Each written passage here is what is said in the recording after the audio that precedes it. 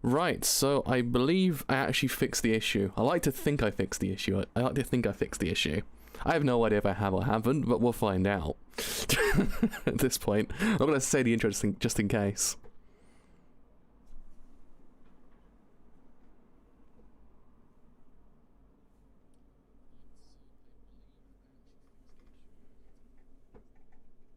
I have fixed the issue. In the end, the one method that always works is just throw something at something else.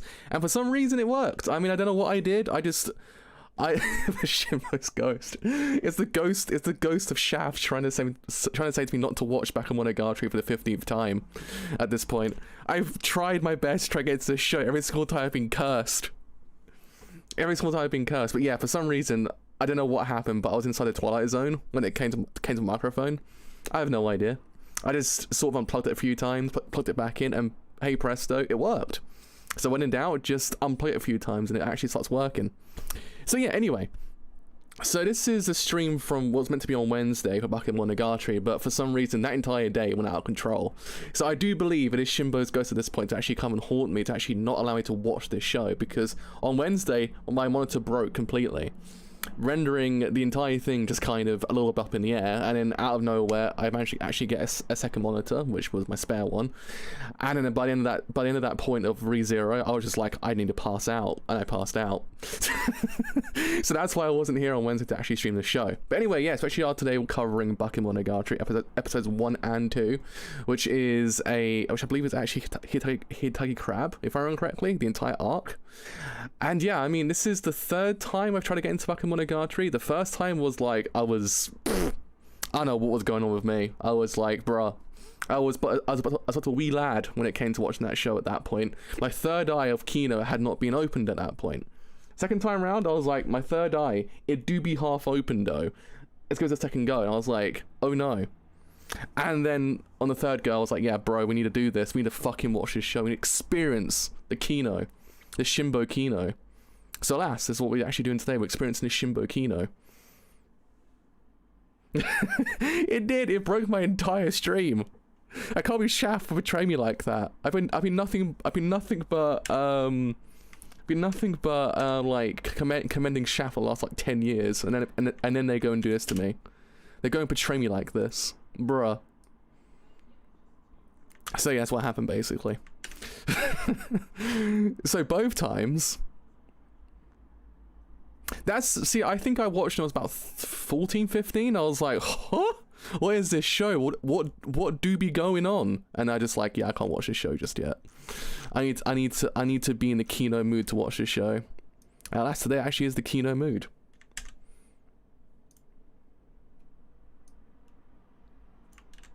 Also, just realized the entire series of this show is so goddamn long as well. I just realized that.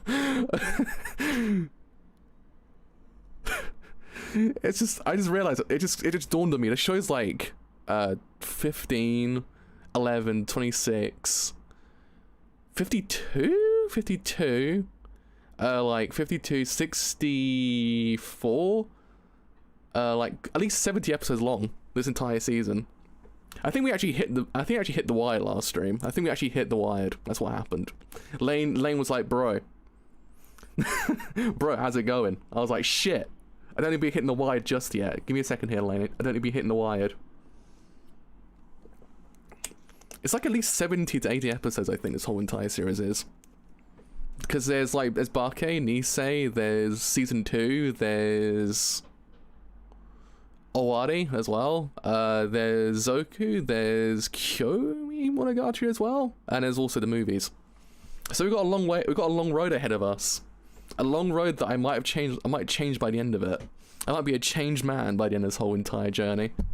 Like I was with Gintama. Every single damn time.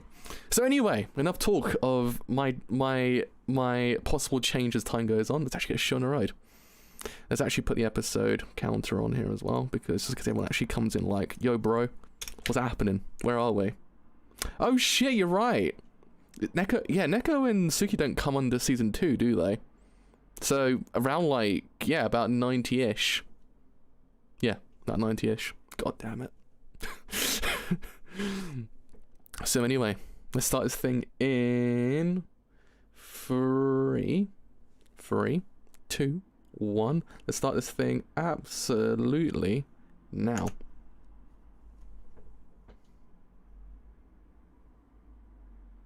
I think we're working, boys. I think we're working. Isn't it? It's white and black, isn't it, if I remember correctly? I swear white comes under season 2, if I remember. I honestly forget this show does open up with like he's just seeing panties. I'm like, bruh, that do be a way to begin an entire mystery show.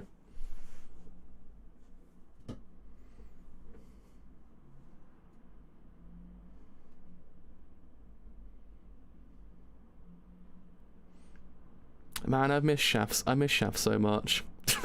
Just bring him back. Just bring him back.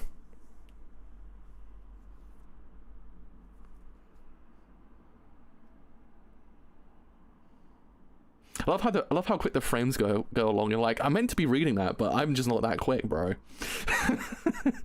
Shimba, I do not have the ability to read at like lightning speed just yet in life. I need to buy the light novels. I own all of the seasons of the anime though, that are actually currently out, I believe. Oh yeah, I should also mention Hanekawa is actually my favorite girl in the entire series. Even though I haven't watched it, I'm like, Hanekawa, immediately. I was like, boom, we're locked in, lads. We're locked in. Might my opinion change by the end of the series? I don't think so. But I'm locking in, lads. I'm locking in best girl.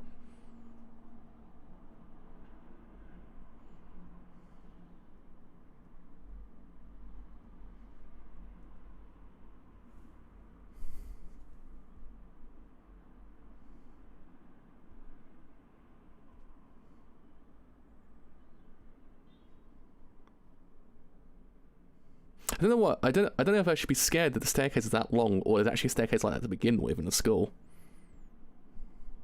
Is it an oof choice though? Is it an oof choice? Oh, why am I hitting the oofs just at this point? It's 1 minute in, bro. Can't be hitting me with oofs just yet.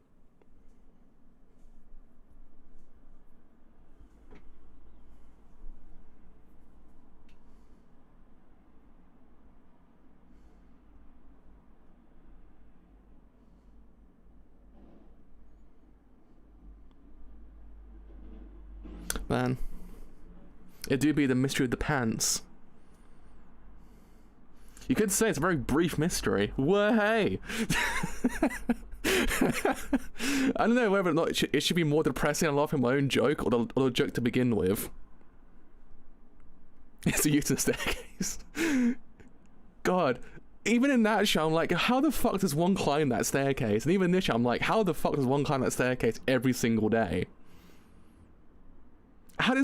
Who designed that with no lift? Like, he just went, you know what, fuck it, no lift. Man, oh man. But yeah, it's actually the 3rd attempt at this show for me, which is like kind of on brand with me. So actually it took me about 3 goes to get into Utena as well, so there you go. It works out in the end.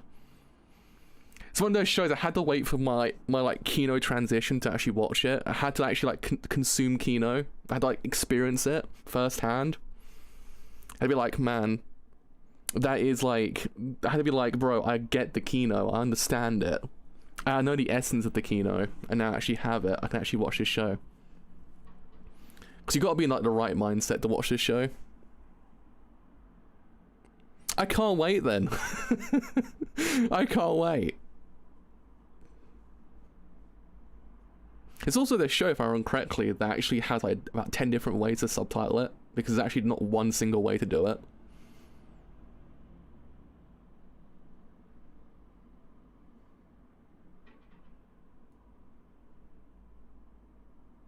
See, it's best girl already. It's best girl already.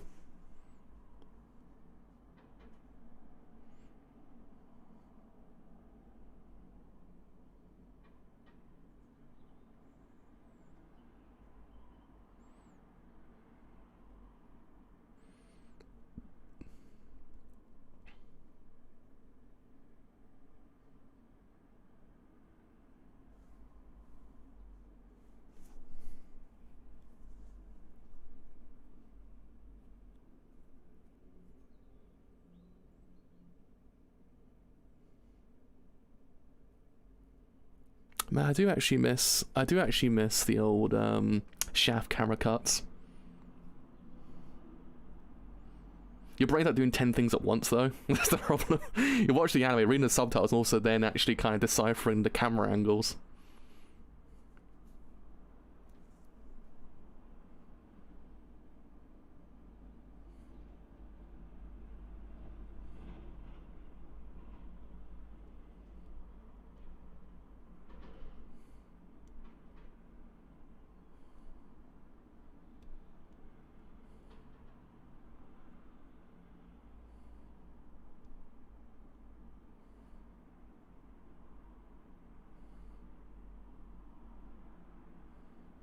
POV.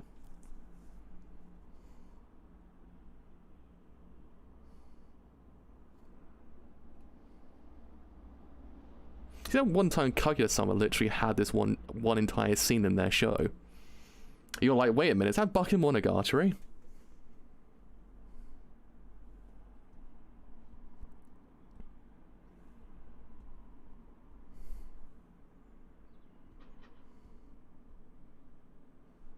I think at one point when I actually learned Japanese completely, I just rewatched the show completely again.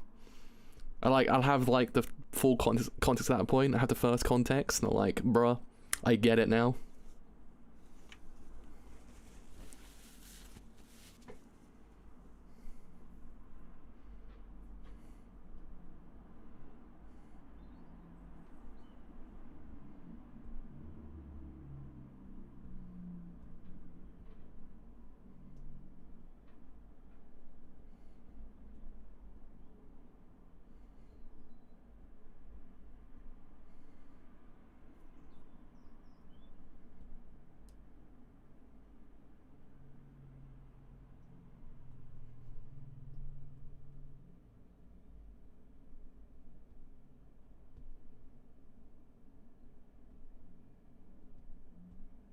Golden Week's coming soon, bro.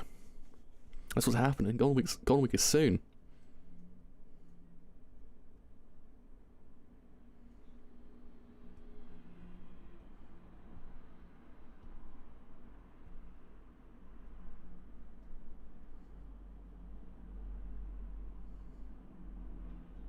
For some reason this time around she carries around a stapler.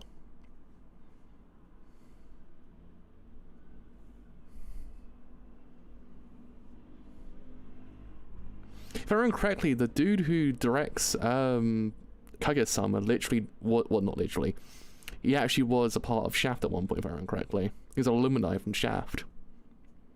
That's why a lot of basically Kaguya-sama seems like a Shaft show.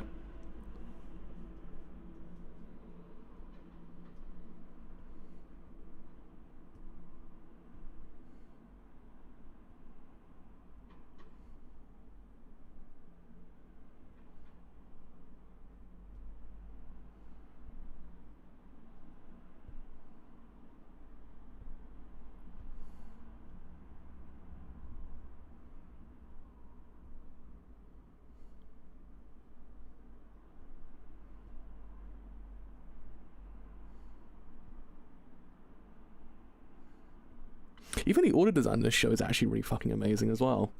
Because it's one of those things that they don't actually do it in most shows, but in this show, once it actually cuts like his actual like inner monologues, the sound distorts completely, so you actually notice his inner thoughts rather than his outer thoughts.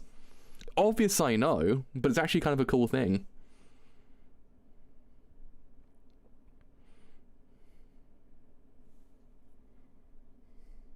Yeah, he did Rakugo. He did Rakugo after he left Shaft, if I remember correctly.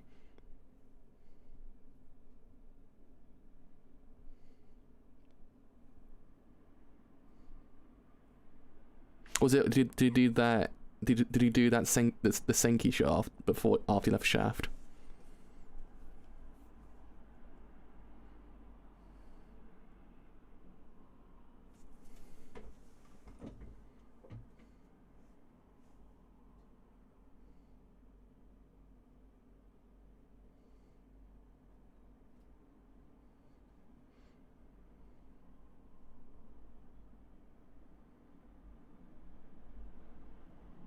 Oh, it's a good old banana peel.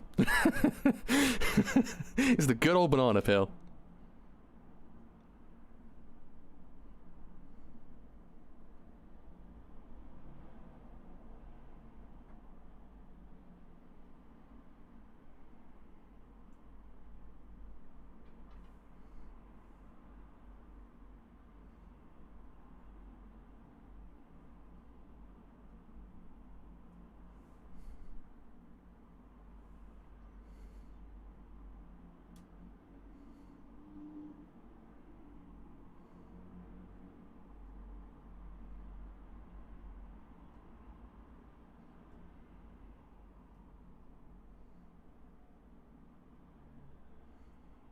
She was like, bro, we're trying to solve a mystery here, so I'll solve it for you. But also, stapler.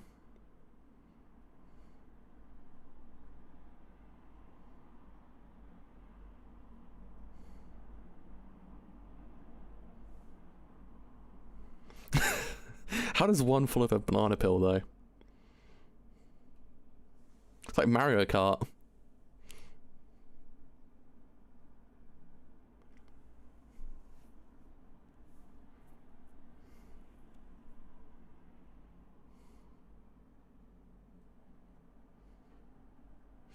Was at this point everyone realised how terrifying staplers can actually be.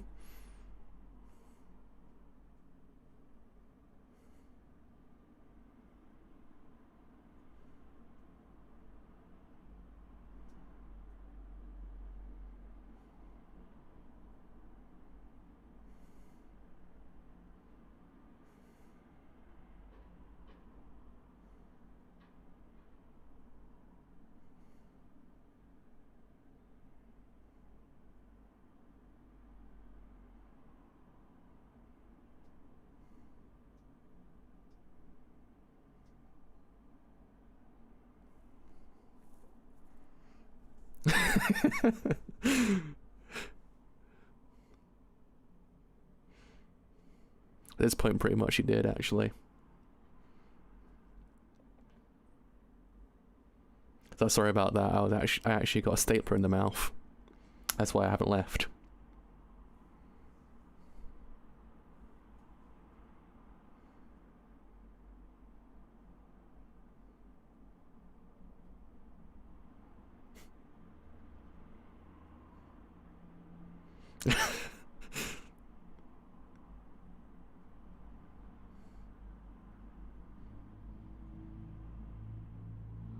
Araki just replies like, did you know 10 people die a year from banana peels?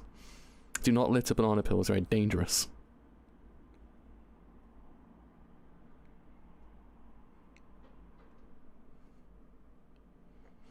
They're good for potassium, but also a very good murder weapon, apparently. Good old bananas.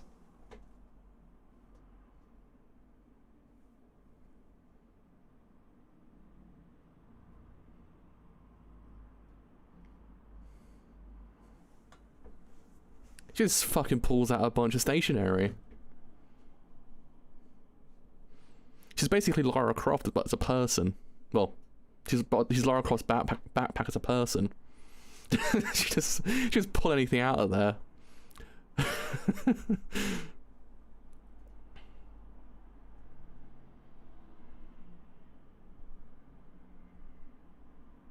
Bro, she stapled your mouth beforehand.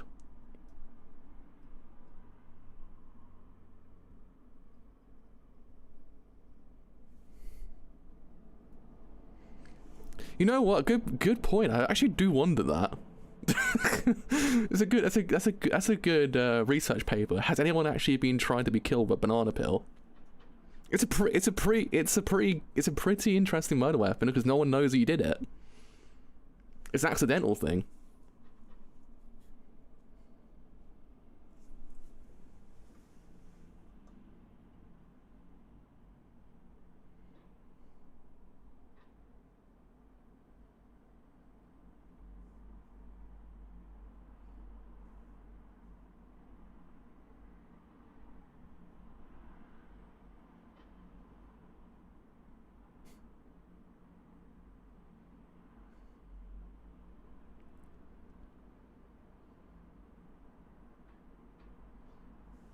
Shinbo just kind of like, I'm about to break the fourth wall here, lads. The fourth wall, fuck that shit. Don't need that shit anymore.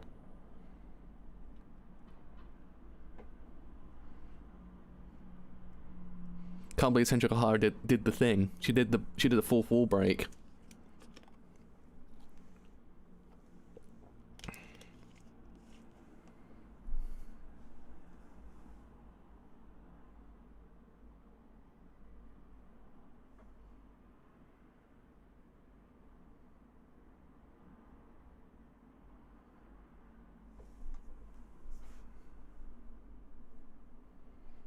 But one false move, technically speaking, and she actually stabbed herself with one of the compasses. That's the problem. Though granted, yes, it's efficient to actually have yourself as a backpack, but at the same time, one false move, boom, you stab yourself.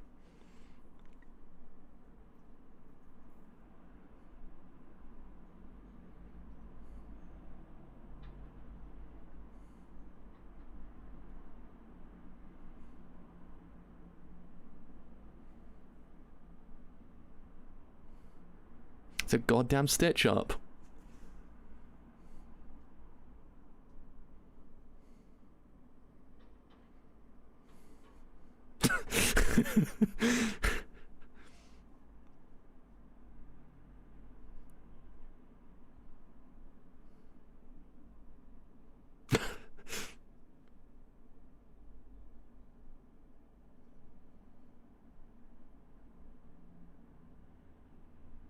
God damn, alright.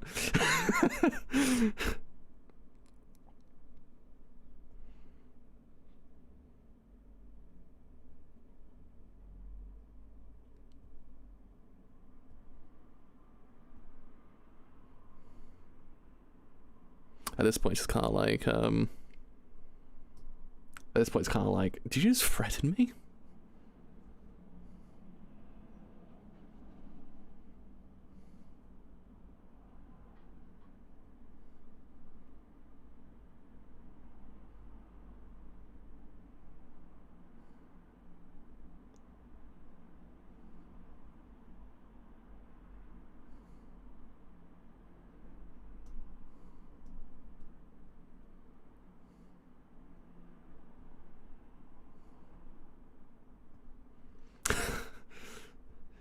That's still such a cool shot.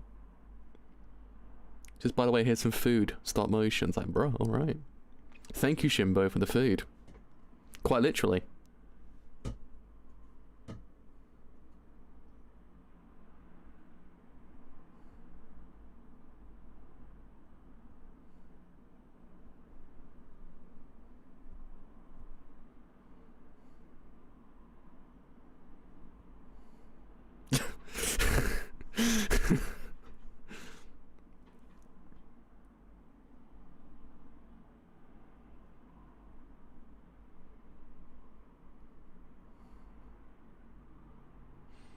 Honestly, the best kind of houses in life, the ones that you fear for your life every 5 minutes. Everyone knows that. Oshino just living life on the edge, quite literally. I have to go and visit there one day as well.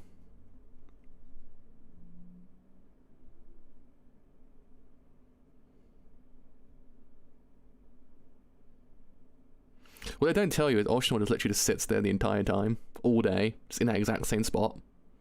Doesn't move at all.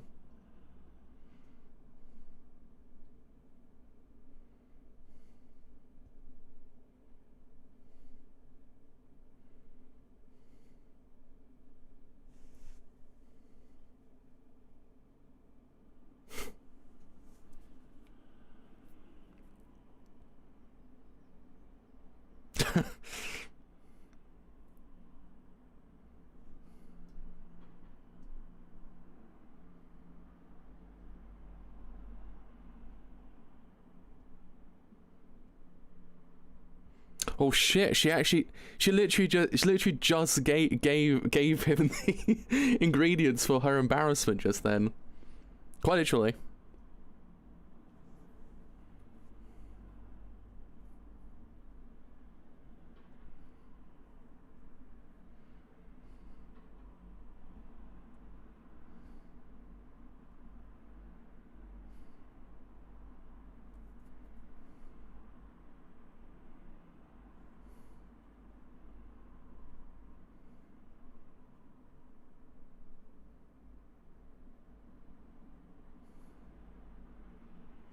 Shomi just kind of sits there, just like, "Hi, how's it going?"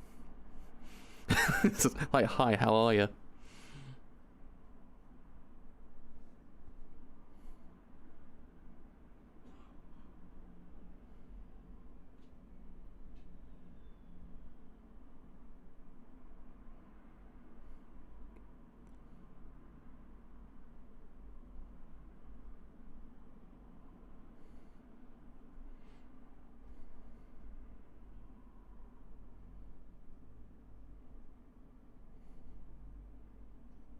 Oshino just sits there with his. Oshino's not a scammer. He's a man who wears a Hawaiian shirt.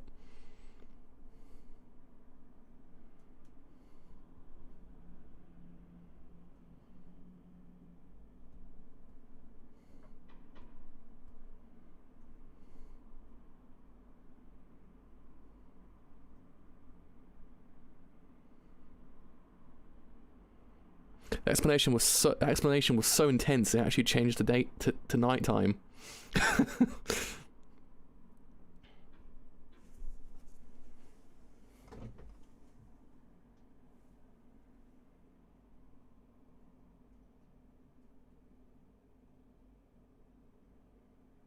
Shinobi just kind of there like, I sleep.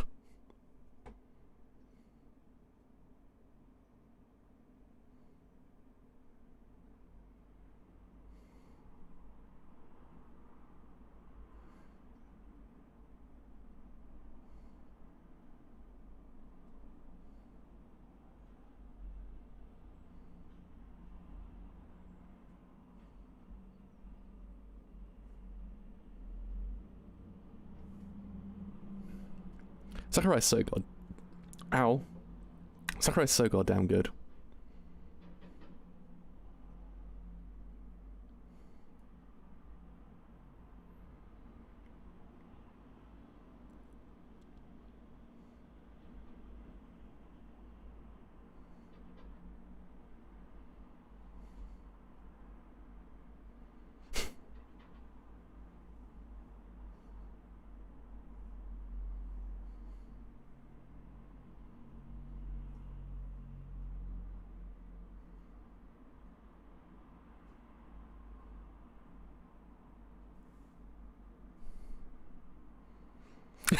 That's a good point, actually.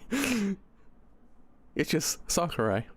Every single anime, like, that's goddamn Sakurai after all.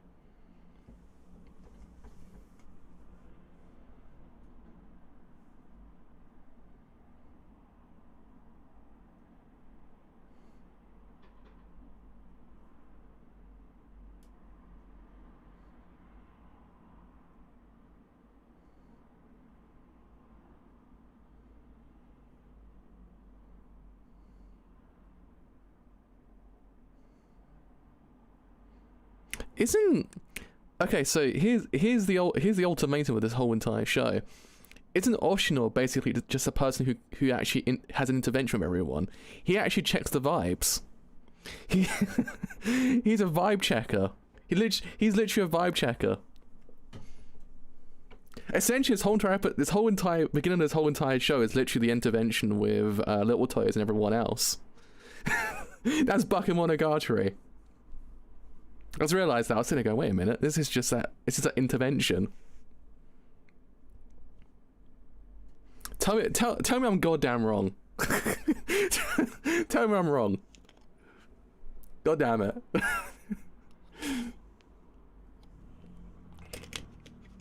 I'm surprised no one's ever actually just redone that entire scene, but just put Oshino as Casey Frey.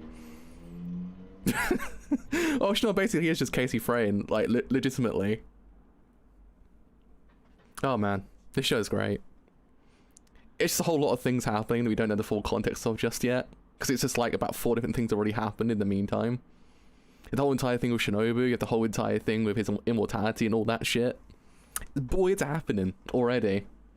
You're already in happening once you get into this show. You're not just beginning happening. You're already in happening. You're like, bruh, where are we? What's happening? It's like, yeah, bro, it's already happening. But also, the actual character introductions in the show are so fucking good. Like, I love how they introduce all the characters. I would campaign for Casey Frey to be Oshino in a live action. I would campaign for it. He would rock the Hawaiian shirts as well.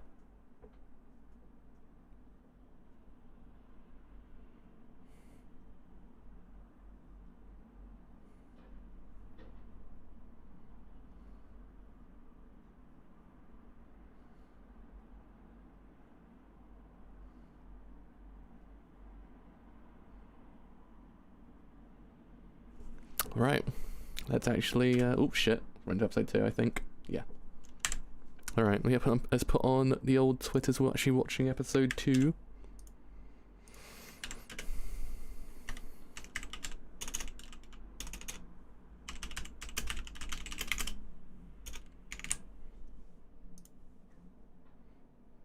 Right, we should be good to go, I think. Oh, need to reset that. I need to reset that, god damn it. There we go, did it. Right. Let's actually begin this thing once again in 3, 2, 1. So this thing absolutely right now. Cool. MPV is way different than the usual player.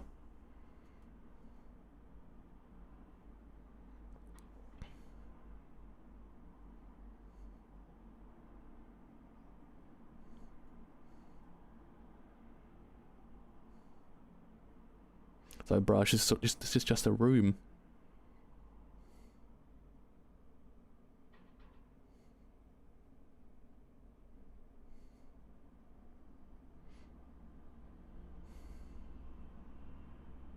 I still can't pass the idea that I just realised that Oshino is literally just Casey Frey. I can't get past the whole entire idea right now. It's just, it's the only thought going from my whole entire brain. But yeah, I mean, as an actual introduction to this whole entire show, the actual character introductions are so fucking good. Like, they kind of introduce them in such a way that it doesn't really feel like anything else, because half the characters aren't actually there once introduced, besides the one instance we saw Senju Gahara falling from the actual staircase. The entire thing with Shinobu, there's a whole entire history already with her. Like, it's just kind of like she's just there vibing the entire time now. You know, there's a history there. The whole thing with Aragi as well. The first instance we actually see Hanekawa is literally with her pants. It's one of those things that it does in such a way that it feels vastly not actually like anything else in its entirety. I feel like the only thing that Shaft actually pull off quite well is the idea of very abstract character introductions. You don't have to feel like, oh yeah, shit, okay, I get the full context on who they are, because you're like, I don't know, bro. It's one of those things, only as time goes on, you slowly unravel the mystery behind them. Same thing with Senju Ohara as well. Like, in essence, you kind of get the idea that she's weightless and all those different things. Actually get the idea that she carries literally everything on her. And that's about it, really. And as time goes on, you learn more about her. I kind of feel like it's actually the best way to do it.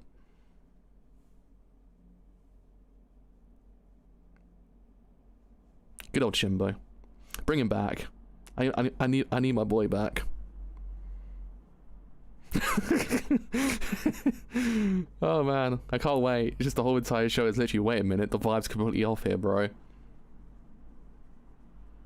It's Oshino doing the noises that Casey Frey does the whole entire time.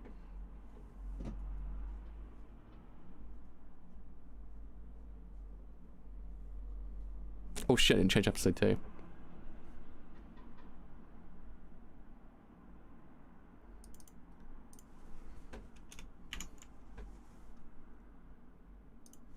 There we go. I was doing 3 things at one time just then. I was triple tasking.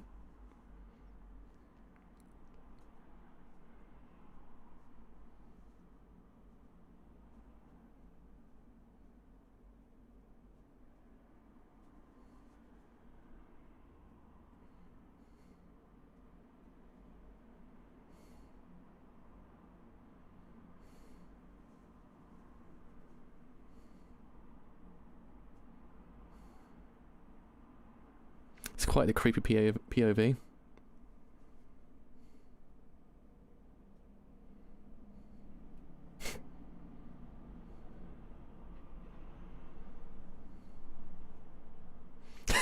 It's a good trade-off. It's like, yeah, you became a vampire though. Be thankful, bro. You became a vampire.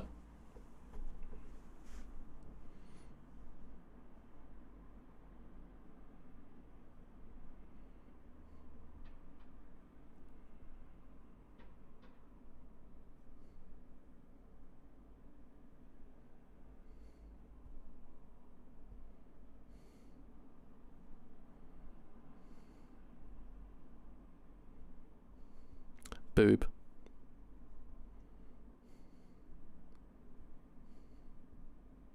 Okay, alright. Jesus Christ, Senjohar, alright.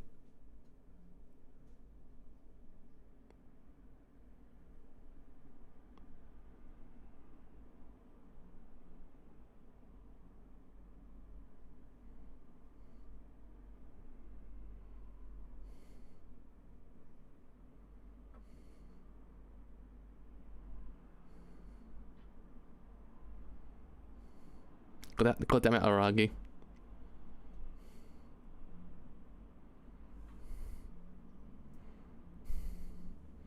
She literally just vibe checked everyone at that point. It's like, yeah, I just don't do that. It's like, why is that? It's because poor people do it. I'm like, whoa!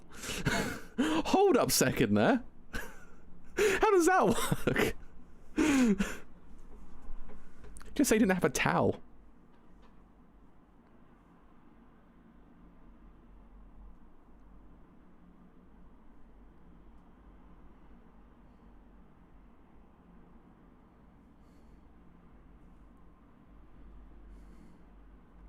Man.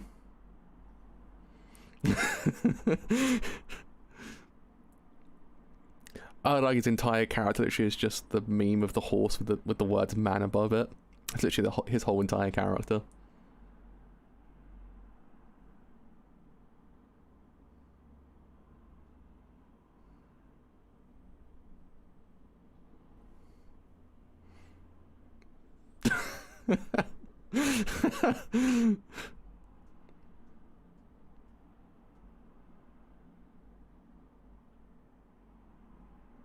I appreciate that. She's kind of like, yeah, I made the assumption you're a virgin, but then she makes the assumption that the only way he could have got sex is actually by paying for it.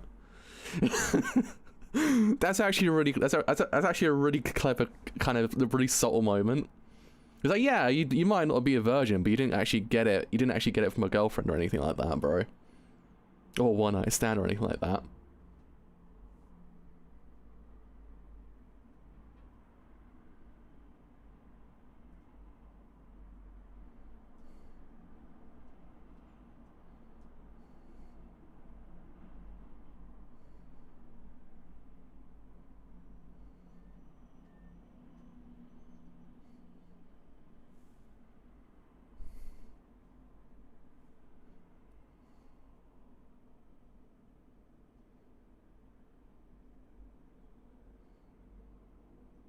That is the right attitude in life, though.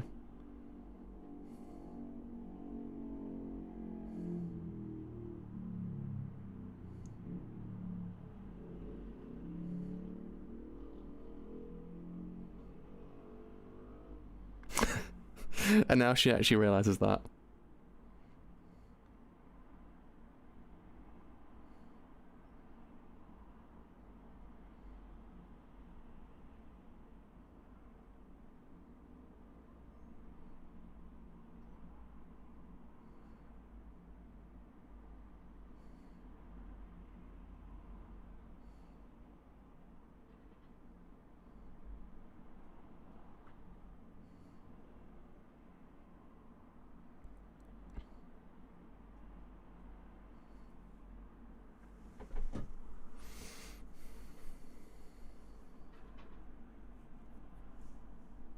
So, no, I guess. No.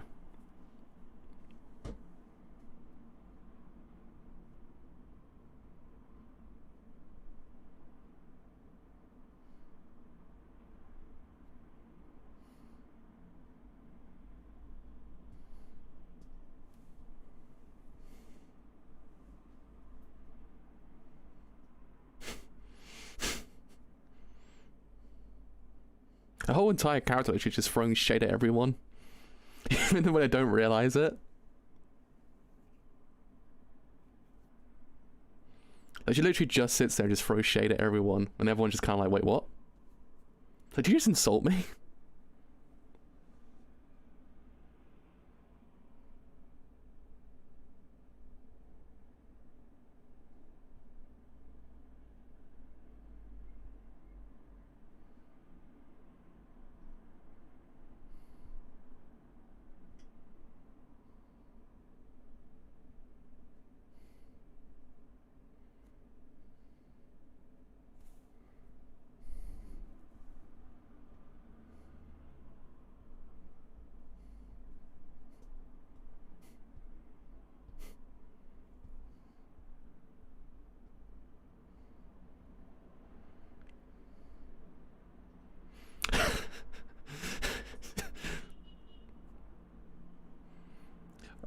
Araragi is just kind of like, I'm here to help. I'm actually just kind of, I just feel personally attacked.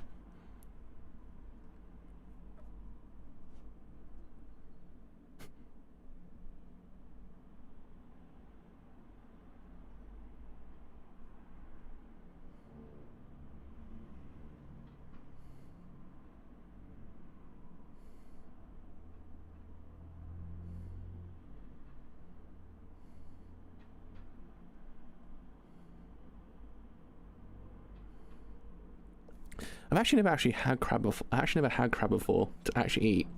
I had crab sticks, which I don't. Do they count as crab?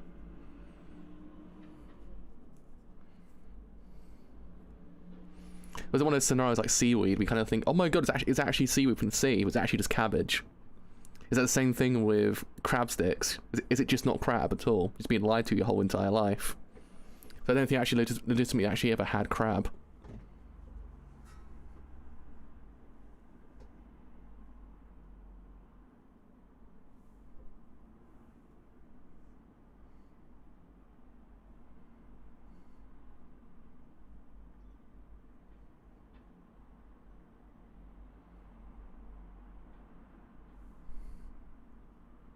Oh my god, I've been lied to my whole entire life. I can't believe it.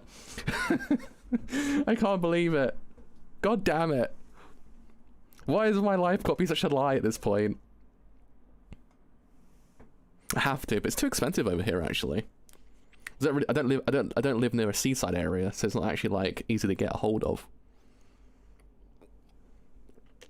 At least actually kind of like not processed or anything like that.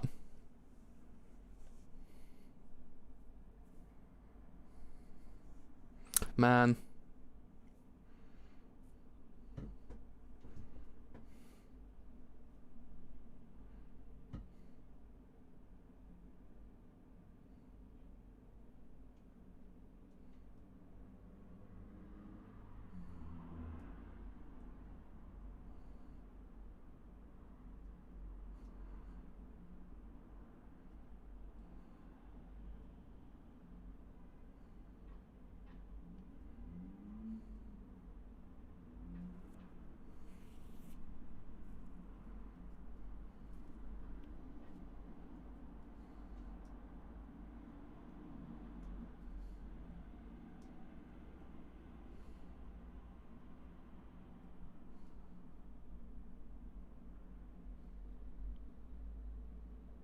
I actually can't believe it. So I gotta go home and cry now.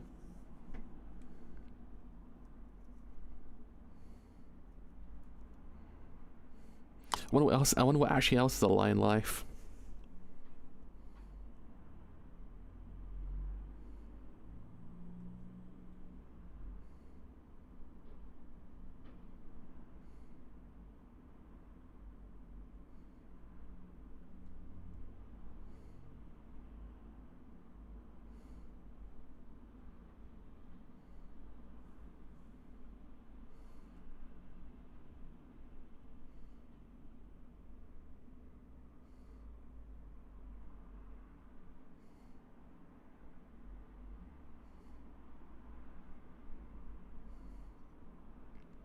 Huh, what do you know?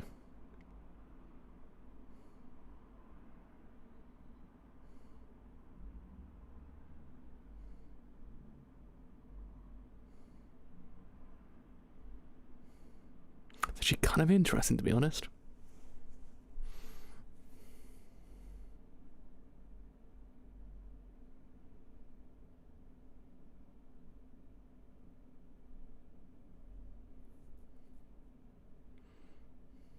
It's more interesting is the idea that actually they're, by getting rid of the actual, or actually getting Senju Ohara's actual mass back, instead of actually exterminating it, they're actually just praying to it, which actually is kind of it's an interesting actual deviation from the idea of like how to get rid of like anything like demons or anything like that. In this context, actually as a god.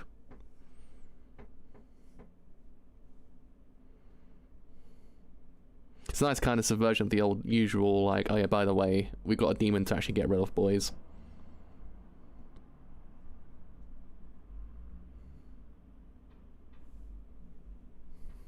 Good point.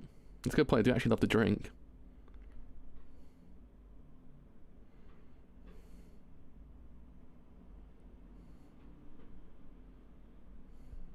least I never ever hear anyone say, I got so drunk I actually spoke to God, to be like, I understand why now. I get it. I understand why you spoke to God now.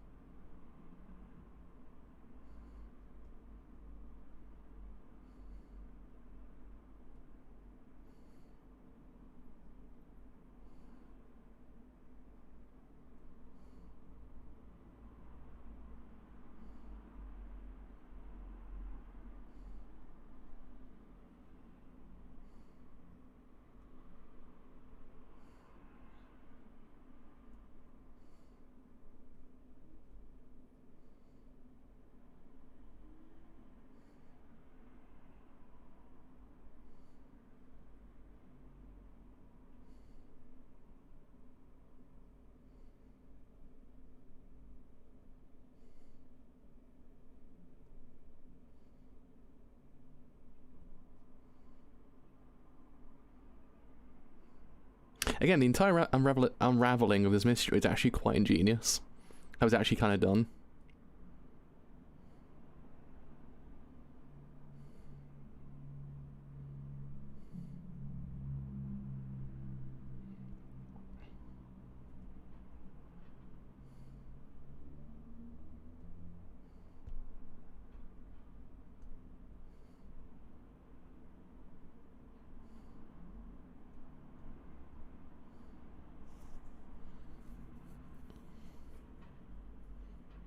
Again, it's the idea that in other shows you always have the concept of like demons and shit like that. They would exercise.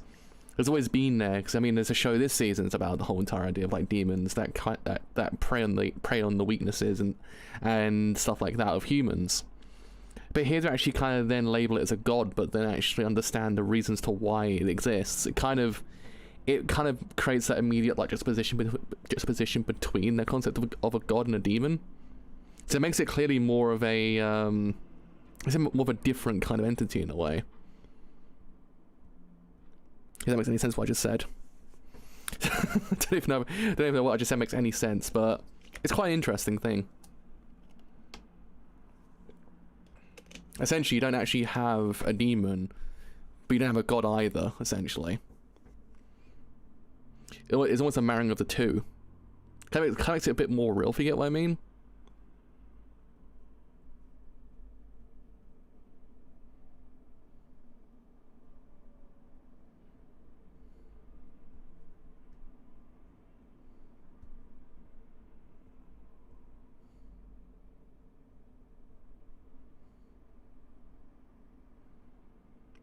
Oshon is literally just yeeted the god.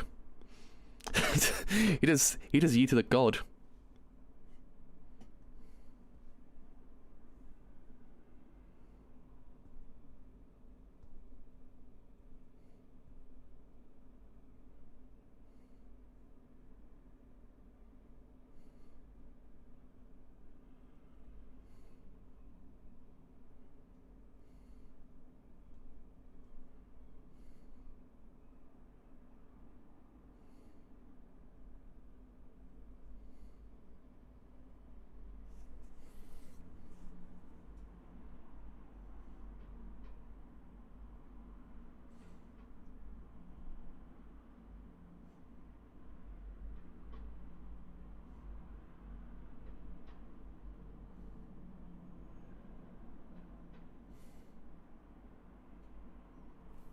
So I guess if you actually try to strike the balance between like the god and the demon as well, it kind of makes them to the same level as like humans. So it kind of makes it feel a bit more real. And then the idea of actually using like real life or cutting of real life photographs and stuff like that also immediately kind of like creates that sense of realism. So it kind of makes it seem as if they're on the same plane of existence, rather than saying like, oh yeah, by the way, it's either a god or a demon. If it's both, it kind of makes it more human in that way. It's in the same level as them, so it makes it a bit more kind of frightening in that way. Because you can't suspend any disbelief at all at that point.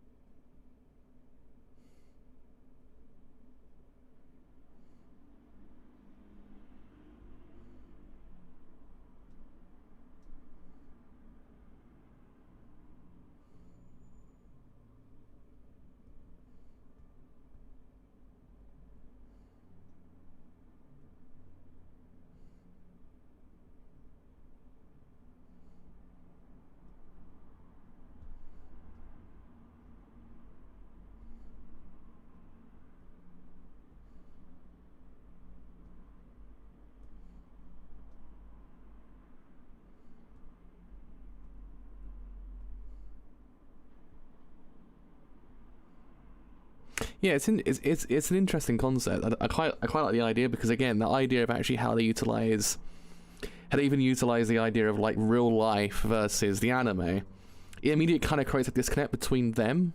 If you get what I mean, because we always had that fourth wall between us as an actual audience. We're in the real world while they're in the animated world. So if you actually kind of immediately create the idea that the mother is represented by the idea of a real life person, it makes it seem as if they don't exist on the exact same plane of existence. They're kind of somewhere completely different. Oh, Senju Gahara and a mother. So that immediately kind of creates a really interesting disconnect. Even more so once you kind of learn more about what happened.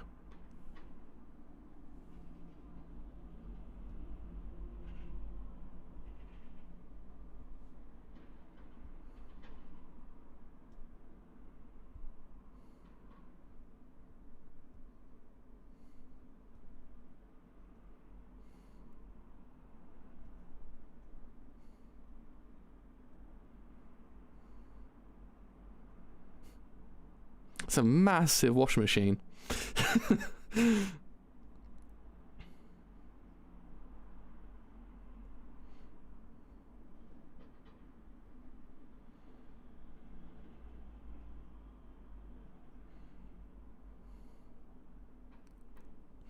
Yeah, I mean, it's interesting in that way.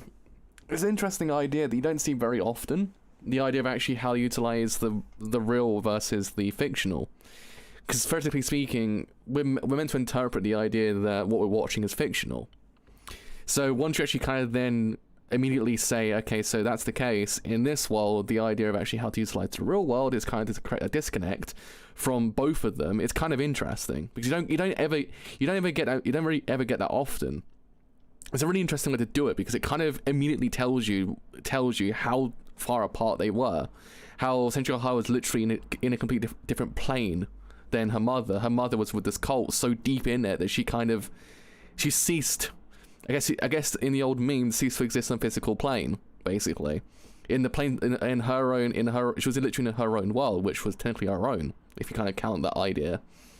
So I like that. It's actually a really cool thing to do. I once again actually appreciate rewatching this show. I actually picked up on that recently, watching it again.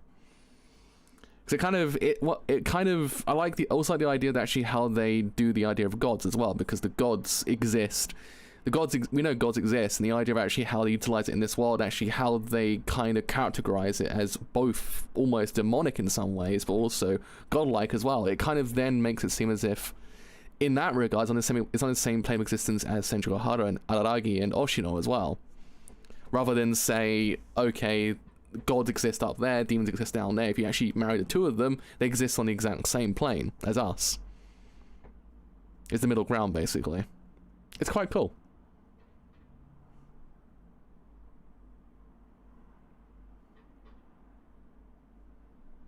Oh yes, it's Hachikuji's arc of this, isn't it?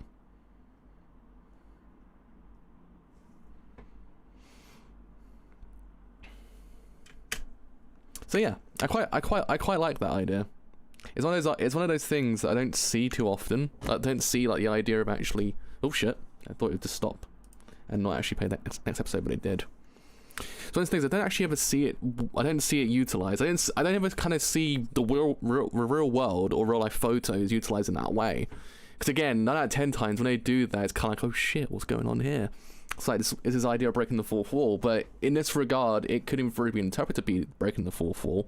But at the same time, it feels like it's actually utilizing it to actually be more of a metaphorical like meaning. The idea that they weren't together at that point, they were literally so far apart that the only way to represent that idea was through the lens of the real world, because the real world is so far apart and so far out from their own existence. So that's actually how they did it. I quite like that. Again, they did it already with the idea of actually when they were going through the entire like past of Senju Hara, they were already utilizing the idea of real world photos, real world people as well. That immediately kind of, in a way, creates this like almost different existence. Like the idea of how the cult was represented to be something more akin to our own real world. And I kind of like that. It's one of those things, again, cults are one of those things you see very often within media and also in real life as well. The idea of cults always exist. So I like how they represented it through the lens of like the real world, rather than just through this very kind of like, I guess, over exaggerated kind of like concept. Which you see kind of very often as well, the idea of actually how they're meant to like represent this really evil kind of cult. It kind of feels very exaggerated. It feels kind of like, what the hell are they trying to apply here? Because it's always like, oh shit, it's like this really outlandish thing. But here it's very minimal. It's very like, it's more or less like they're utilizing the camera to actually represent the idea of actually how you're meant to interpret them. The idea of utilizing red a lot. Red was really prominent color in the actual past. Everything else was black and white besides Senju Hara, her mother, and also then the actual cult. They were in red while she was in blue. I guess that technically is also a very contrasting set of colors. The idea in blue and red are very contrasting, you know, RGB, technically speaking.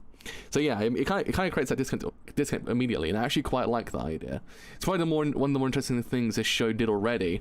Because don't get me wrong, it did it beforehand. It utilized the idea of like the animation cells, kind of utilizing those animation cells in the middle of the episode. It kind of feels like, what the hell are they trying to imply here? What's actually going on here? But it kind of, in a way, it doesn't allow us to actually kind of feel at a distance from the show. That's the other thing the show does quite a bit.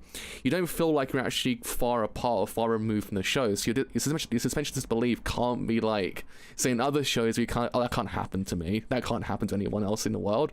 So you don't feel that safety net that you kind of see in other shows.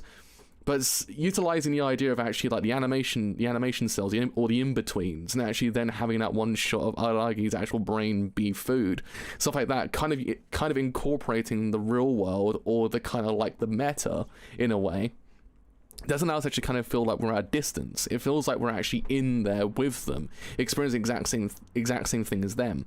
So I kind of appreciate that. It's one of those things that the show does it quite a bit. It does it quite often. I mean, every single other shot literally is animation cell number 001 or 2. Shimbo's director of, I believe, Encore. Not Fate Stay Night or anything like that. That would have been interesting. That's the case. That would have been an interesting idea. No, he was just Encore, I believe. I don't think he actually directed it either. I think he was chief or something like that, if I remember. Or was he just animation check at that point? Because I don't think he directed anything since Bakemonogatari, I believe, was the last thing I believe he directed. He didn't direct Sangatsu either. Sangatsu was someone else in Shaft. I think the same thing applies with Encore as well. And even more recent, Assault Lily Bouquet was by someone else as well. So I believe he worked at Gynax, if I remember correctly. But yeah, I mean, it's a cool thing to do. It's a really innovative way to kind of say that you can't be a distance from the show. You're actually in there with them. You experience the exact same thing as them, and it's something that I've seen other uses of the whole entire idea. I've seen the meta being used quite often. The idea of actually like how Fujimoto does it in Fire Punch, how you utilize the idea of the main character kind of being this very omnipresent thing within the world. Same thing applies here, but it's utilizing the idea of animation itself, which is obvious, don't get me wrong, it's an obvious thing to say, like using animation to kind of convey this idea, but it does it in such a way that it actually feels meta. It feels like it's like, oh yeah, I get what they're doing. You know, in other shows you kind of get the idea of the meta, like the idea of like, oh shit, look at this breaking the fourth wall kind of idea, and you kind of like, okay, that works, I like it, it's kind of funny. But it feels cheap, it feels like it's just doing it for the sake of doing it. But at least here it kind of feels like it actually is doing it for a reason. It feels like it's doing it for a story reason. It actually kind of makes you feel more connected. It actually then makes you feel more attached to Senju Araki, Hanekawa, and everyone else like that. So as time goes on, we probably will learn more about these characters, actually then learn more about this world as well. Because we're kind of in the middle of something that's already happened, because the whole thing with Shinobi has already taken place. You have the remnants of Shinobi kind of sitting there. If I'd argue it's already a vampire but also immortal, so we already know things have already taken place. The whole thing with Hanekawa has already taken place as well.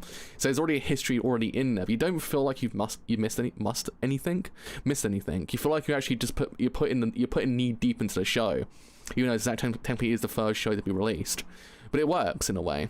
In other shows it probably wouldn't work as well, to actually kind of be just tossed knee deep into the actual anime, but it works here.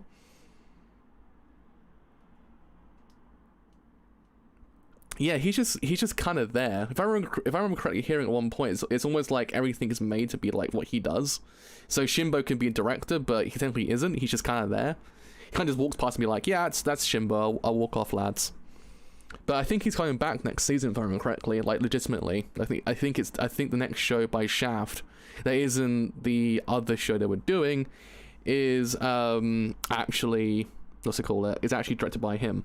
It's actually him directing it. It's him somehow just came out of a cave somewhere and actually went, you know what, lads, saving anime. Oh, thank you. I didn't know that. Thank you so much. Thank you. But yeah, I mean, it's cool. I like it. I like how this show does it. I like how Shaft does it, to be honest. I feel like no other studio could actually pull off that idea perfectly. I don't feel like any other studio could do the idea of the meta like how Shaft does it, because Shaft does it just a way that it feels genuine. It doesn't feel Hollywood, if you get what I mean. The idea of the Hollywood meta, because Hollywood actually has this idea of being like, oh yeah, look at this funny joke that actually breaks the fourth wall. You're like, okay, yeah, it works, but it doesn't ever feel like it's genuine. But at least here it kind of feels like you actually did understand more of Senju Hara's actual kind of like problems, because of the idea of actually how they showed her family versus her. Because she was the only character in that whole entire anime in that sequence that was vaguely anime. She was the only one. I mean, sounds really dumb to say, but you know what I mean. She's the only one that actually feels a part of that world. Everyone else feels so distant that they feel complete alien to her. So yeah, I mean, we didn't even see her mother's face, but again, we didn't need to see her face because we understood who she was just via the means of actually how they presented that whole entire scene. So it's cool. I love it. I feel it's actually probably one of the more interesting thing I've actually seen in anime in a very long time, just because of actually how they presented it. So yeah, hopefully we'll do this every Wednesday. If not, I'll do it every Friday. That's how I probably will kind of do it. Wednesday is probably the best day because it's actually after ReZero. So I think what we do is we'll do an arc per stream. So I believe next stream would be Hachikuchi's actual arc, which I think is 3 episodes long. So we'll do all those in one go, and then that's how we'll do it. We'll probably do an arc a stream.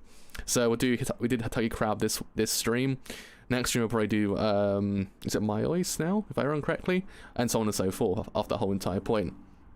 Once we get to like like season 2, which has like Bakemonogatari and shit like that, we'll probably just do that on its own stream. It's a whole entire stream, I think. It's probably the best way of doing things. So yeah, hope actually doing free join me on that entire journey. So until next time, with some more Bakemonogatari, I have indeed been the driver. So as always, Goshicho, arigato. My throat just died mid-sentence. ご視聴ありがとうございます。僕の動画を面白いと思ったら、いいねやチャンネル登録をお願いします。So as always, if you have enjoyed this stream and doing free, leave a like, because indeed it's been quite a bit. If you have then enjoyed this whole entire stream and doing free, leave a sub, because indeed it's been quite a bit as well. If you have then enjoyed this whole entire stream as a whole, then doing free, follow me on Twitter, or join Discord as well, because both do help quite a lot, and both will then tell you when your streams are live and any other stream to do as well.